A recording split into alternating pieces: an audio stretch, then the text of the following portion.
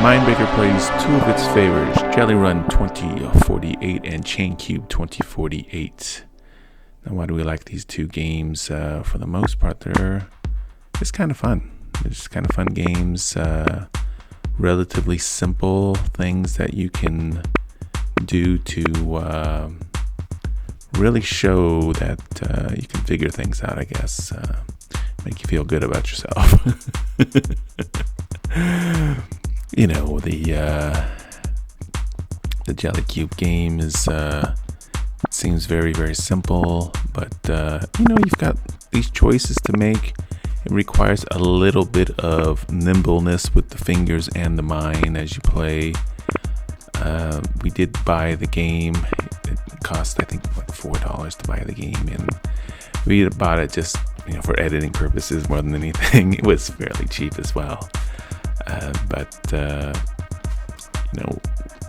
ultimately, if we can, we'd like to go back. I don't know if that's one of the things, I don't know if you're allowed to go back and play some of these levels that gave you a hard time in the past, or if you just want, for completeness, the ability to get, 3-star ratings. It's kind of nice to, feel like you've accomplished what the game has to offer. Like, there, I made a mistake and it wound up costing me. Now, the Chain Cube game is another game that we really like, and we've seen some similar games. This one's a little bit different. It gives you, you want to obviously merge the cubes, and if they land on the same cube value, then it goes up in value. You get these. You're rewarded every time you get to a new value. We get up to like 8,000 on this particular play. So, as you can see, there's a lot of jumping and stuff going around. That's something we really haven't seen for a lot of games. Now, it can be a little bit frustrating to think that you see this jumping going on, but then there'll be ones that are right next to each other and they don't seem to do it. So, we have a simple strategy when playing this game, and that's just to, try to get things as close as possible. If you can't do something, don't block. You can throw the bigger ones all the way in the back. It doesn't, you're not getting to those for a while, and, as you get closer, you can see. Now, I don't know, I got a lot of 1024, so I'm assuming they're just different color cubes or something. I don't really understand, what the difference is. But you can see them bouncing around. You don't have to wait for all of this jumping action to be done. You can shoot it out there, and while they're moving, it can affect the play of the game as far as where the cubes ultimately end up. So I blocked myself there. It's not a big deal. Just like anything, you don't need to panic. So I know eventually I'll be able to get that. I blocked myself again with that one, but you see that can jump across, but it didn't. And it's okay. It's just part of the game, and you go with it. Not difficult to do these things. And when you find yourself, you actually kind of want to get deeper into it, because then that's when you get a lot of action going on, and that's I think one of the exciting things about the game is that you can have you find yourself in what appears to be like a perilous moment, but you get to the point where it's like, oh, okay, I was having a hard time, but now I have this big chain reaction. But we don't get there in this particular game. It was very, for whatever reason, I'll use the word easy, but it's pretty cute.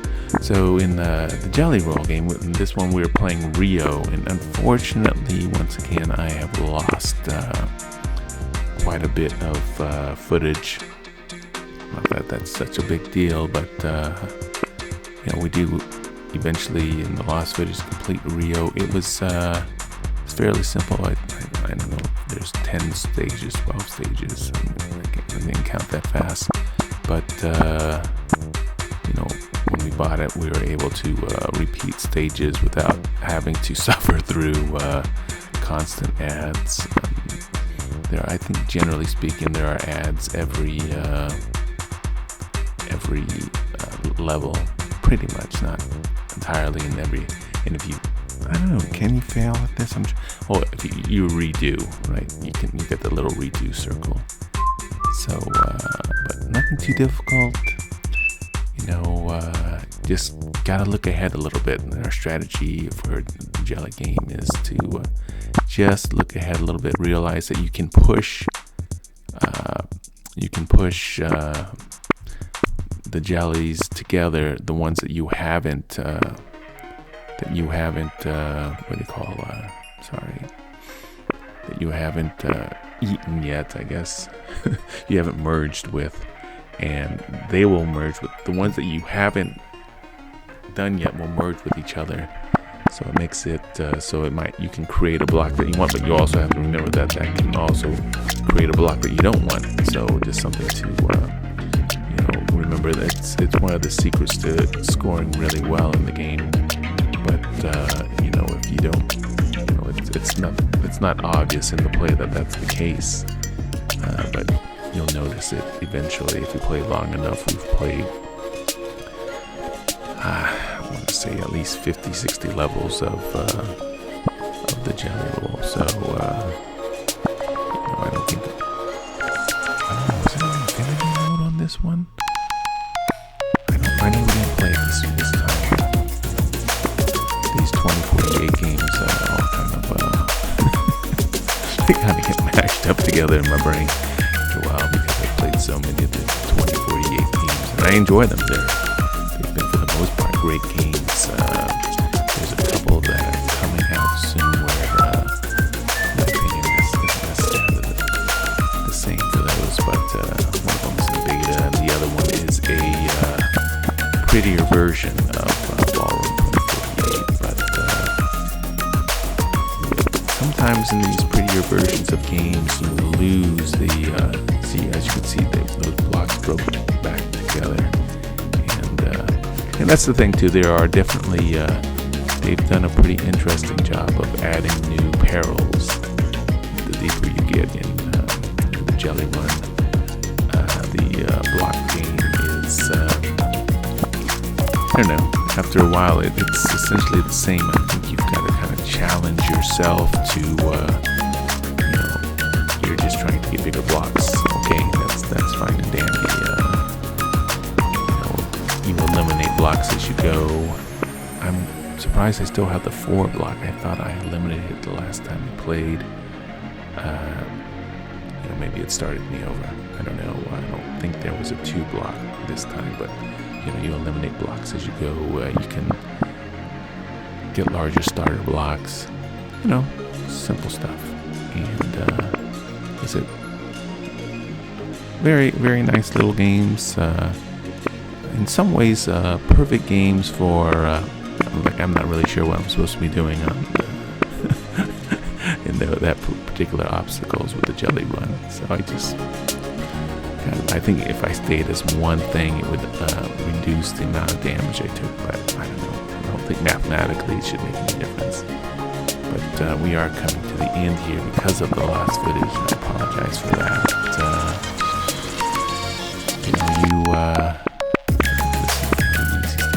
Trying to grab everything. Yeah, I think I just figured out here. I don't know a way of not get it. So you have to.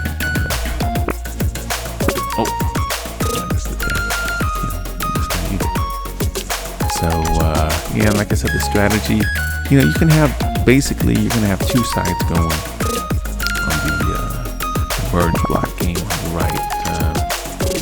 So I try to do is basically you have 2 going, and it's just so if you block yourself in on one side, okay, you just go to the other side, and as you can see, the blocks jump pretty far on occasion, and they can wipe out anything that's kind of been blocked in the past. So just think of it as having at least 2 sides, and you can position your blocks so you don't have to block that 16 with the 8. You can have it so it's partially blocked.